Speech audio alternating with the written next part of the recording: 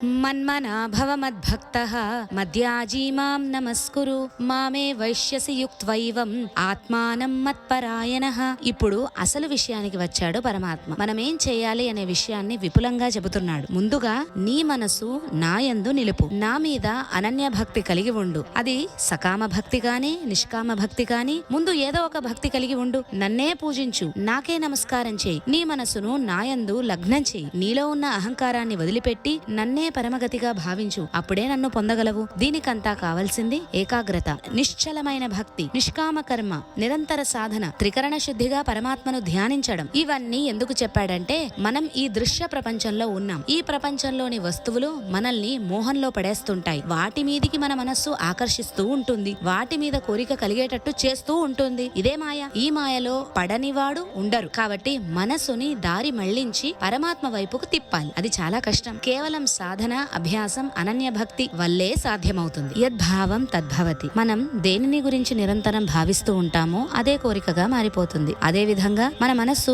ప్రాపంచిక విషయాల మీదికి మళ్లిస్తే ప్రాపంచిక విషయాల మీదికే వెళ్తుంది. ఒకవేళ భగవంతుడి మీదికి మళ్లించి పరమాత్మను ధ్యానిస్తూ ఉంటే ఆ భావన భగవంతుడి మీద భక్తిగా మారిపోతుంది. దీనికి మనం చేయాల్సింది నిరంతరం పరమాత్మ గురించి చింతన చేయడం, పరమాత్మ కథలు వినడం, వాటి గురించి ఒకరితో ఒకరు మాట్లాడుకోవటం, అనవసరమైన విషయాలను మాట్లాడకుండా ఉండడం, చేసే పని, చేసే ఆలోచన, మాట్లాడే మాట పరమాత్మ గురించే అయి ఉండాలి. దీనినే సత్సంగం అని అంటారు. కాబట్టి సాధకుడు తనను తాను ఇలా ప్రశ్నించుకోవాలి. నా మనసు దేని మీదికి పోతూ ఉంది? దేని గురించి ఆలోచిస్తూ ఉంది? దృశ్య వస్తువుల మీదకి వెళ్తుందా లేక పరమాత్మ మీదకి వెళ్తుందా? నాకు దేని మీద భక్తి ఉంది? కనపడే దృశ్యం మీద, కనపడని లోపల ఉన్న పరమాత్మ మీద. నేను దేనిని ఆరాధిస్తున్నాను? అశాశ్వతమైన ధనం, ఆస్తి పాస్తులు, భార్య పిల్లలు, బంధువులా లేక శాశ్వత సుఖాన్నిచ్చే పరమాత్మనా అని మనల్ని మనం ప్రశ్నించుకోవాలి. నేను ఎవరికి నమస్కారం చేస్తున్నాను?